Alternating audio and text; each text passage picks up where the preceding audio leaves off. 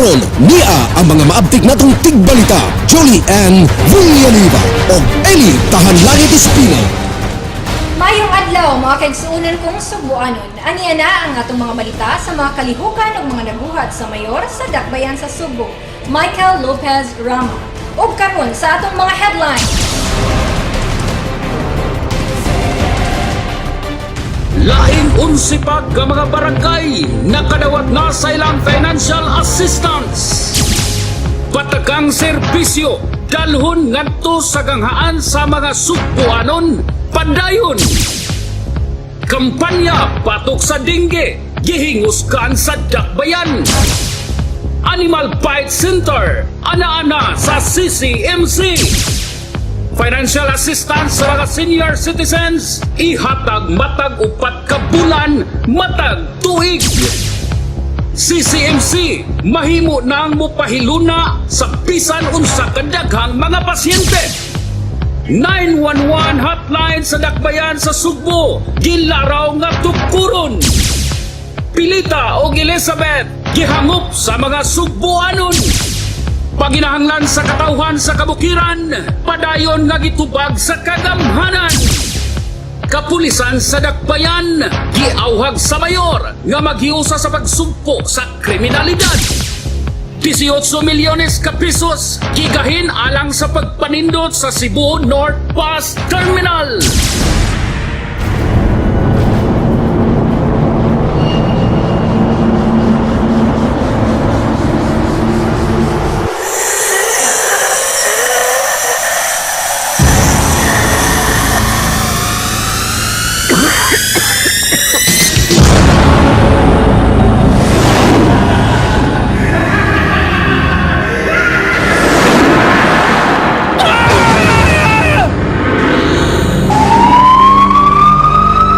A message of concern from Mayor Mike Rama, City Health Department, Task Force Cancer of Cebu City, and Public Information Office. O karon sa mga balita! Gipangapod-apod na sa kagamhanan sa Dakbayan sa Sugbo ang pundo alang sa Social Development Program sa 11 ka mga barangay. Aniya kini report.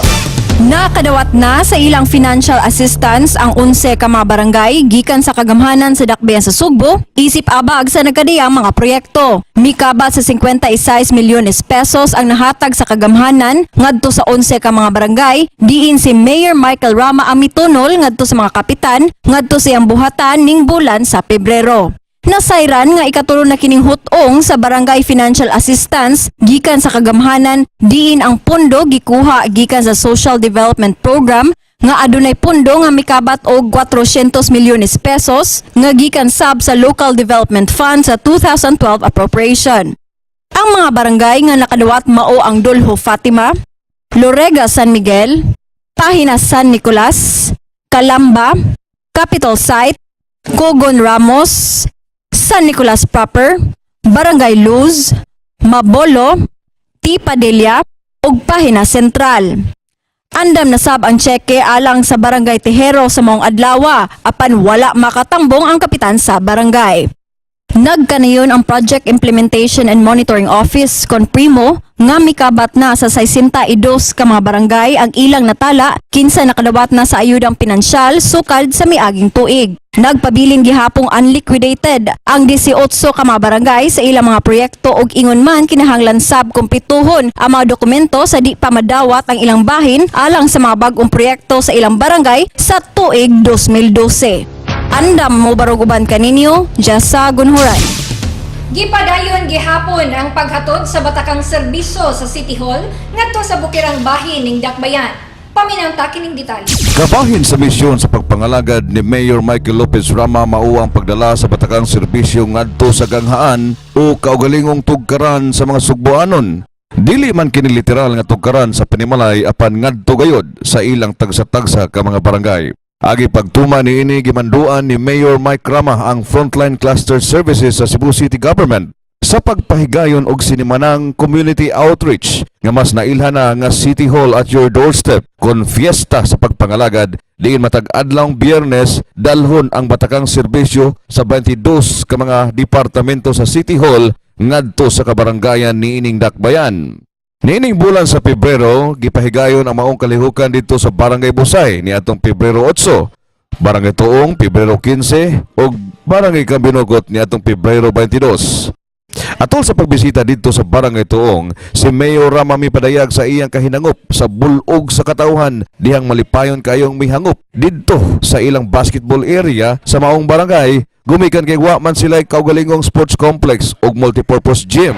Isagayon mo, giduol mo sa atong administrasyon, sa atong City Hall at your Lord, Sir, pangkat sa City Hall employees, mga man kining Samtang gikasagmuyo usab ni Mayor Rama ang wa pagpakita og suporta sa kapitan niini. Nga mipahigayon noon og iyang kaugalingong kalihukan dito sa iyang barangay hall nga usa ka medical consultation sa ilang mga barangay health workers. Dini sa barangay ito, dapat ang inyong mga barangay councilors na diniunda at kinintagan ila sa ning trabaho. Sakto? Sunyahan wala, sabot, nanubrang politika, inining lugar. Sa kaulahian, nahunong ang kalihukan sa barangay hall, gumikan kay ni tawag man og mimando si Doktora Estela Egonia nga adunay medical ug dental services ang itanyag sa City Hall at your doorstep ngadto sa maong basketball gym samtang wa gayud mipakita ang kapitan sa maong kalihukan. Miabot ngadto sa kapin 50 ngadto sa libuan ka mga lumulupyo kada barangay ang nakapbenepisyo ning batakang pagpangalagad nga gidala sa maong outreach program. Si Gina Hagmok, ang coordinator sa maong kalihukan, mipadangat og pasalamat sa ubang mga opisyales ug gilabi na sa mga katawhan sa barangay sa ilang suporta diin na matikdan nga gihangup ug gikalipay kaayo sa taga-barangay nga mulinya aron makabaton og libreng serbisyo. Si Lola Tikya nagpasalamat sa dakbayan ug ni Mayor Rama sa pagdala sa serbisyo sa barangay. Ang maong programa nagahatag og batakang panerbisyo sa katawhan sama sa libreng konsultasyon, pagrehistro sa pagkatao, pagkasal ug pagkamatay, libreng medical ug dental nga serbisyo, pagpanglimpyo sa mga kanal ug drainage, pagpanaod ug pagpangayo sa mga street lights, libreng rehistro, kapon og bakuna sa mga iro ug iring, libreng laboratory services sama sa blood typing, blood sugar fasting, libreng feeding usab sa mga kabataan, libreng pagpanghatag og mga seedlings ug libreng seminar sa epekto sa paggamit sa ginadiling droga, traffic rules ug ang mga kalambuan sa dakbayan ug uban pa. Anda mo barug uban kaninyo, Eli Espina. Nakadawat og impregnated mosquito nets ang tunghaan sa Banawa nga makapanalipod sa kapin sa 1,000 ka mga tinun-an batok sa dengue. Kini ang report. Gihingusgan sa kagamhanan sa dakbayan sa Sugbo ang kampanya niini batok sa pagsanta sa dengue. Kini humanlain na usab nga tunghaan ang nakabenepisyo sa donasyon nga impregnated mosquito nets nga gihatag sa Banawa Elementary School. Formal nga gipahigayon ang turnover ceremony, dinadawat na sa tunghaan ang 50 ka mga impregnated mosquito net nga manalipod sa kapin sa libo nga tinun-an ug 35 ka mga magtutudlo niini nga himuong kortina sa 41 ka classrooms sa tunghaan. Gikinahanglan ang atong pagbantay sa deadly nga sakit nga dengue kay daghan na kayo ang nabiktima niini sa atong syudad. Dili nato pasagdan ang maong alarming nga problema ug ato kining hatagan og kasulbaran lakip na ang pag-atiman sa atong kalikupan. Kini matud pa ni Mr. Henry Tumalabgab nga maoy ni representar kang Cebu City Mayor Michael Lopez Rama nga adunay laing gitambungan nga kalihukan. Dugang pa ni Tumalabgab nga pinaagi sa atong mayor ang city government kanunay nga naningkamot sa pagsulbad sa dengue. Gani, mihatag si Mayor Mike Rama og mando sa Cebu City Medical Center nga ang tanang pasyente nga maospital gumikan sa dengue wala nay angayng bayran. Si Konsehal Ventura Montesilio, chairman sa Committee on Health sa Barangay Guadalupe, miabag usab sa kalampusan sa maong kalihukan. Gibutyag ni Montesilio nga kining pagpangandam sa dakong gubat batok sa dengue gumikan kay ang atong barangay naguna sa pinakadaghan og kaso sa maong sakit. Dako kaayo ang pasalamat sa mga tinun-an ug magtutudlo sa Banawa Elementary School sa pagpili kanila sa maong tabang. Matud pa ni Mrs. Arlene Caballero, ang school principal, nga useless ang mga impregnated mosquito nets kung hugaw ang mga suok sa ato mga classrooms nga puy-an sa mga lamok. Maong gikinahanglan nato nga limpyuhon usab aron may useful kini. Duha usab ka mga tinun-an sa dakbayan ang nakadawat na sa mga impregnated mosquito net nga mao ang Calamba Elementary School ug Inayawan Elementary School. Ang maong turnover ceremony gisaksihan usab sa mga representante sa Department of Health Region 7, mga representante sa Cebu City Health Department, ubang opisyal sa Barangay Guadalupe, pipila ka mga kawani sa kagamhanan sa dakbayan sa Sugbo ug uban pa. Anda mo barog uban kaninyo, Douglas Cabañas. Abli na ang Animal Bite Center sa buhatan sa Cebu City Medical Center kon CCMC alang sa mga napaakan ug mananak. Kini ang report. Malampuson nga gibuksan ang bagong Animal Bite Center sa Cebu City Medical Center kon CCMC nga gituo ang dako kaayo ikatabang sa mga pobre mga lumulupyo dinhi sa dakbayan. Matod pa ni Dr. Gloria Duterte, ang hepe sa CCMC, nga kini adunay mga bagong ekipo nga makatabang sa pagpanambal sa mga residente sa dakbayan. Midugang si Duterte nga maong Animal Bite Center nga gibuksan sa publiko dili pa lamang dugay, adunay mga kahimanan nga makapanambal sa mga pinaakan sa mga delikadong hayop sama sa iro, iring, maingon man bitin. Mitunol usab ang Department of Health kon DOH ngadto sa CCMC sa anti-venom serum alang sa pagpanambal sa mga tawo nga mapaakan sa bitin. Kinumduman nga nahimong problema ang maong anti-venom shot sa Cebu City Zoo sa dihang napaakan ang usa sa mga empleyado niini nga si Ronald Aventurado sa usa ka king cobra niadtong Agosto sa miaging tuig. Daling mihatag sa iyang ayuda si Captain Jessop Bahinting sa Cebu Aviation Services nga migamit sa iyang kaugalingong eroplano aron sa pagkuha sa maong tambal dito sa Camiguin Island aron sa pagluwas sa kinabuhi ni Aventurado. Miawhag si Dr. Ross Villero, ang hepe sa Animal Bite Center, ngadto sa mga lumulupyo nga bukas ang maong tambalanan alang sa mga nanginahanglan. Anytime, pwede silang pumunta. Anda mo baruguban kaninyo, Farlash Asenas. Makadawat sa ilang financial assistance ang mga senior citizens matag upat ka buwan, matag tuig subay sa kamanduan ni Mayor Michael Lopez Rama. Kini ang report.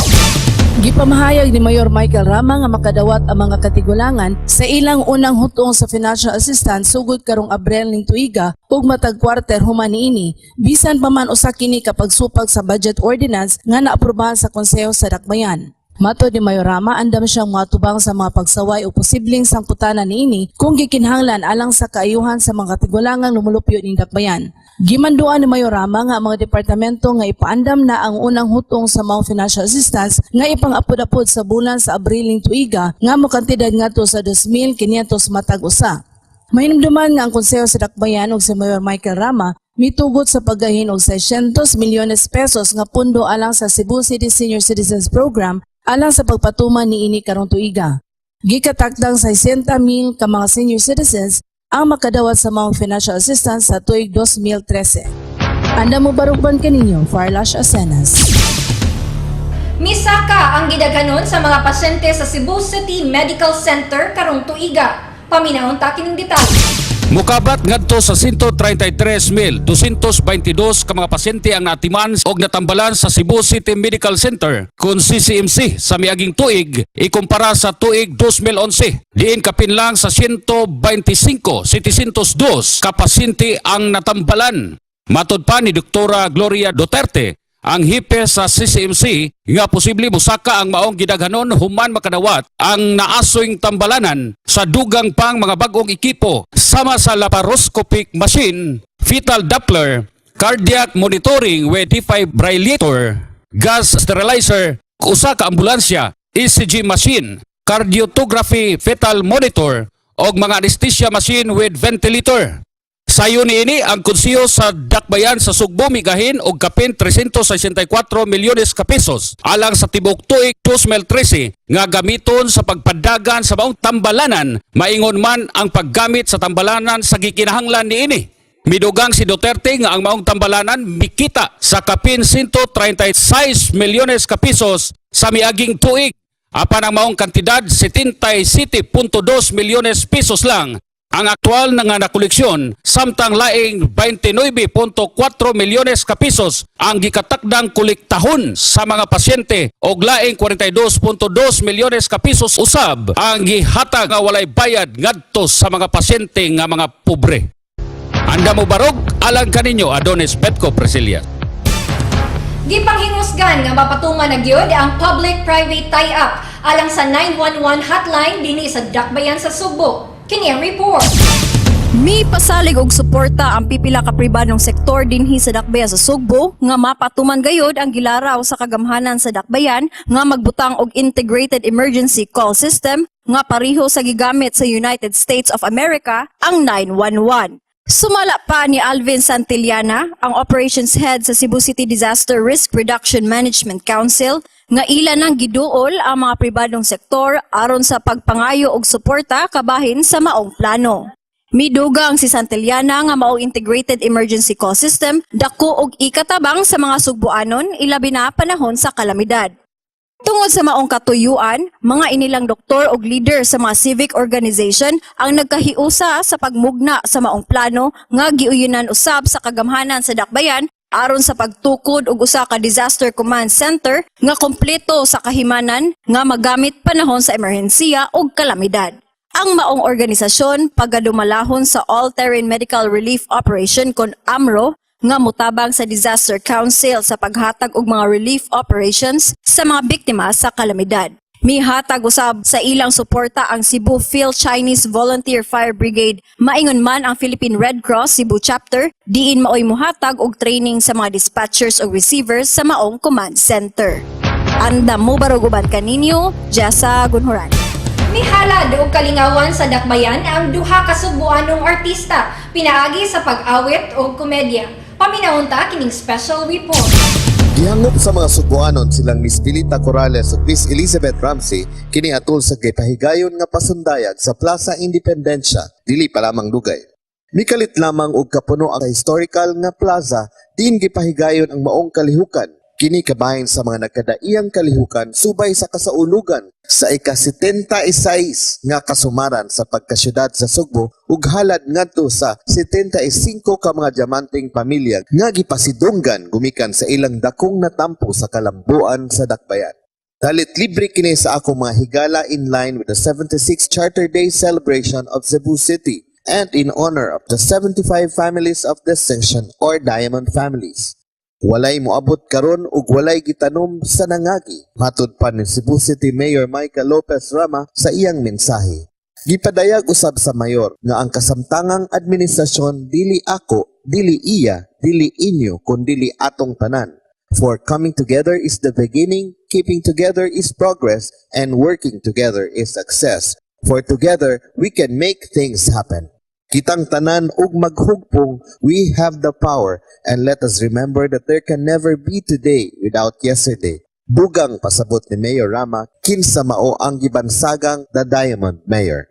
Mipaambit usab ang mayor sa mga nindot nga kausaban sa syudad pinaagi sa video documentary nga gipasalida sa widescreen ug garbo sa Dakbayan sama sa pagkabot sa top business processing outsourcing destination nga ika-top 8 nga posisyon sa entiro kalibutan ang Cebu City ug ang Manila nga misakmit sa ika-top 3 din uban si Mayor Alfredo Lim sa Manila nga silang duha gipasidunggan ug gimantala sa Manila Bulletin.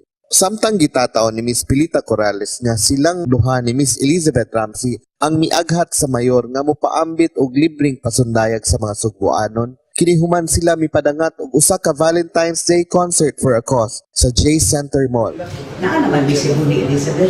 So that's why last night, after the concert, pinick up na kami ng Team Rama to transfer us to the hotel already para medyo mas doon na lang kami dito. Sometimes, mag-good may time, we come to Cebu, we do the show na pauli dahil at least this time, we are 2 days. So, I hope na this afternoon dito sa Plaza Independencia. So we will do the show that we did last night na kuan kaya sana ang tamuan to itawag tanan dito. And it's a pleasure to be here, especially with Elizabeth. Nalingaw usab sa pagtanaw ug pagkatawa ang mga Sugboanong misaksi sa maong kalihukan. Kinihuman mipakita sa ilang talento sa pagkanta o pagsayaw. Lakip na ang way puas nga pagpakatawan nilang Pilita Corrales ug Elizabeth Ramsey. Mipaambit usab sa pagpasundayag sa ilang mga talent ang Cebu City Hall Band ug pipila ka mga kawani sa Dakbayan, ilabi na ang taga Cebu City Medical Center. Dugang pa, ang 75 ka mga pinalanggang sugboanong banay pasidunggan usab atol sa pagsaulog sa ika-76 nga kasumaran sa pagkasyudad sa Sugbo nga ipahigayon sa Grand Ballroom sa Cebu City Waterfront Hotel and Casino sa Barangay Lahug ning atong Dakbayan. Anda mo baruguman kaninyo Douglas Cabaña. Mahimong maanindot ug hamugaway na unya ang Cebu North Bus Terminal. Human gisugyot ang 18 milyones pesos nga expansion plan niini. Kini ang report. Ginusok karon sa Cebu North Bus Terminal Management ang 18 milyones ka pisos nga gigahin sa planong improvement ug expansion program niini. Aron usab nga mosaka ang kalidad sa operasyon ug mamahimong hapsay alang sa mga sumasakay.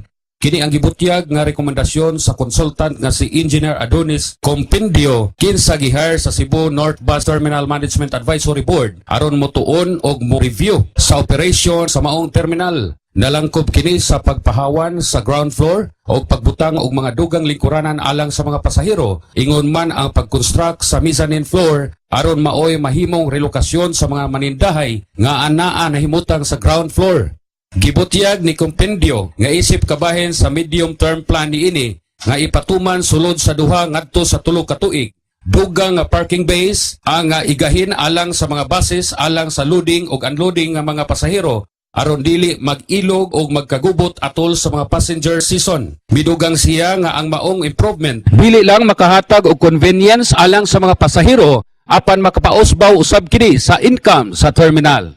So, duwas yan is systems improvement at the same time because we know for a fact that na-approve niya siya income generating aspect. So, patusan na yung sa atong consultant and hopefully the consultant can come up with a viable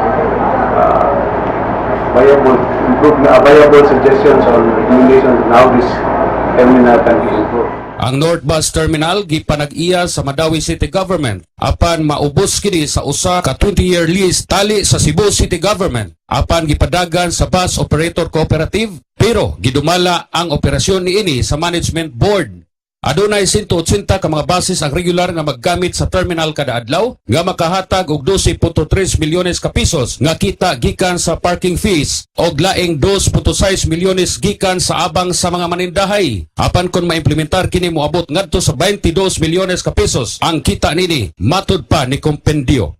Butangan usab kini og CCTV cameras o adunay electronic travel display system nga susama sa gigamit sa mga bus, train stations ug airports aron mamahimong convenient ang mga biyahe sa mga pasahero. Gisugyot nga pinaagi sa public-private partnership ang maong proyekto pinaagi sa Build, Operate, Transfer Scheme o joint venture o ang ubang gusto niini kuhaon gikan sa panudlanan sa terminal.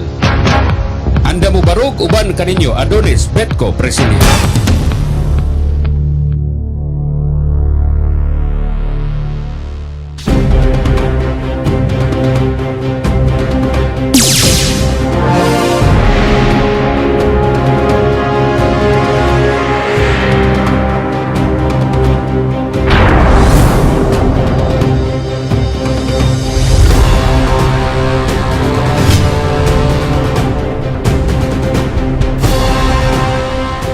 Wala masayop si Mayor Michael Rama sa iyang development framework sa kabukiran nga mao ang pagbalansi sa kalambuan ug kinaiyahan.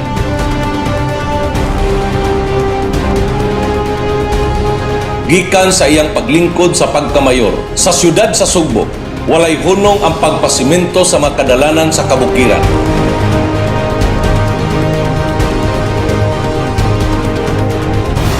Kada tuig, gisiguro sa atong mayor nga doon gayoy budget alang sa infrastructure sa kabukiran. Tungod sa pipila ka mga hinungdan, una, mas mapasayon o mas mapadali ang transportation dito sa kabukiran.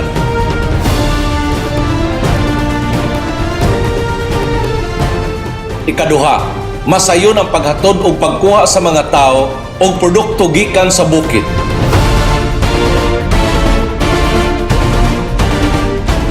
Ikatulo, mas humok ang pagpalambo o pag-angat sa ekonomikanong kahimtang sa mga mag-uuma. O ang ikaupat, mao ang potensyal nga pagpahimutang og mga ecotourism businesses nga makaagni usab og trabaho. Mao kini ang mga proyekto og abag sa mga nagkalain-laing barangay sa South District isip serbisyo publiko sa kagamhanan sa siyudad sa Sugbo, pinaagi sa buhatan ni Mayor Michael Lopez Rama.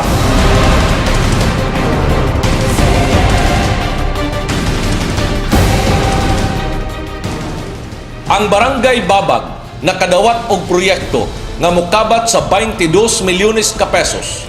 Mao kini ang dagkong mga proyekto. Ang Barangay Bunbon nakadawat og proyekto nga mokabat sa 32 milyones ka pesos.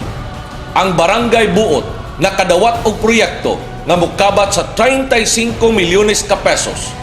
Ang Pungol Sibugay nakadawat og proyekto nga mokabat sa 18 milyones ka pesos.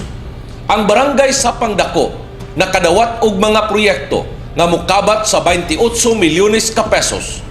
Ang Barangay Sinsin nakadawat og mga proyekto nga mokabat sa 30 milyones ka pesos. Ang Sudlon 2 nakadawat og mga proyekto nga mokabat sa 25 milyones ka pesos. Ang Barangay Tagbao nakadawat og mga proyekto nga mokabat sa 30 milyones ka pesos. Ang Barangay Tuong nakadawat og mga proyekto nga mokabat sa 30 milyones ka pesos. Ang Barangay Tabunan nakadawat og mga proyekto nga mokabat sa 20 milyones ka pesos. Kining tanan nakabaton og katumanan tungod sa yanong damgo ni Mayor Rama nga masumpay ang mga road network sa kabukiran. Sayod ang mayor nga ang pagpasiminto sa mga kadalanan sa kabukiran makasulbad sa daghan nga mga problema nga gianto sa atong mga kaigsuonan sulod na sa dugay panahon nga wala atimana sa miaging administrasyon.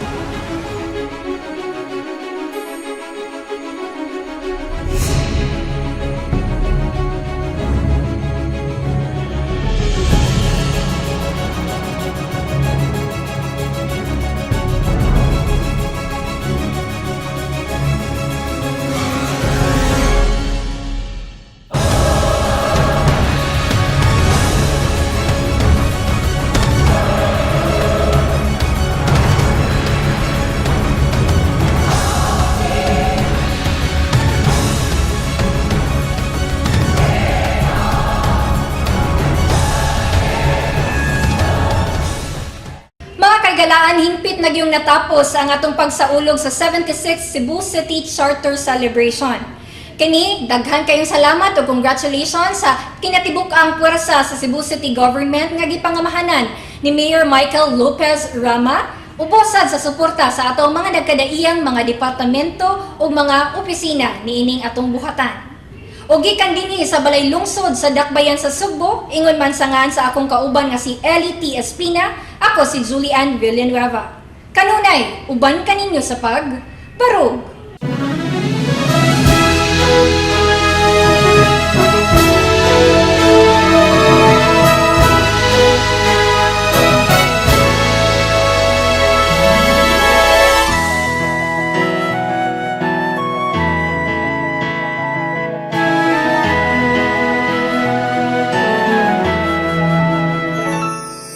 Kaming mga Sugbuano, mga lumulupyong dakbayanon, puno sa mga hiyas nga dalaygon, katawhan nga maalagaron, kanunay kaming pugihan, panginabuhi among giatiman, kay kini ang dalan sa kalampusan, mga hagit pakigbatuho